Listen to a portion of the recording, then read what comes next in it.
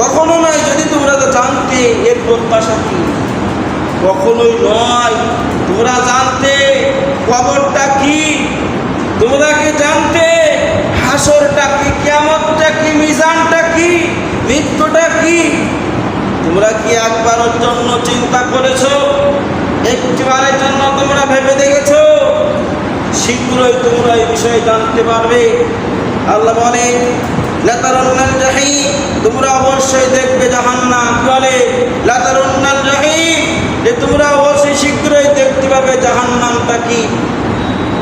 জাহান্নাম কি জিনিস, জাহান্নামটা কি যে তৈরি হয়েছে, জাহান্নামের কি শাস্তি আল্লাহ তাআলা রেখে দিয়েছে। আমরা যদি জাহান্নামের শাস্তির কথা একটু অনুসন্ধান করতাম, জাহান্নামের শাস্তির কথা একটু উপলব্ধি করতে পারতাম, একটু যদি ওই সম্পর্কে জ্ঞান অর্জন করতে পারতাম, তাহলে অবশ্যই জাহান্নামটা কি আমরা বুঝতে পারতাম।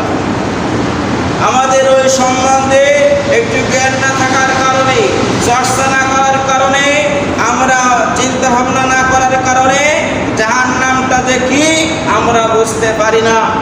দুনিয়াতে জাহান্নামের আল্লাহ তাআলা যে জাহান্নামের যে আগুন আল্লাহ তাআলা সৃষ্টি করেছে, যে জাহান্নামে আগুনে মানুষকে দগ্ধ করে ছাই করে দেবে, যে জাহান্নামের আগুনটা এমন হবে, আপনাকে জাহান্নামের আগুনের মধ্যে বেষ্টন করা হবে, ওর মধ্যে জাহান্নামের আগুনের মধ্যে পাপিষ্ঠ বান্দাদেরকে ফেলে দেওয়া হবে, তার মধ্যে হাবুডাবু করতে থাকবে।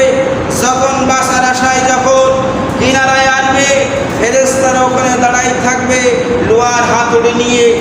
যখন আপনি আমি উঠতে যাব, তখন বা হাতুড়ি দিয়ে আবার বাড়ি মারবে, আবার মাঝখানে চলে যাবে। জাহান্নাম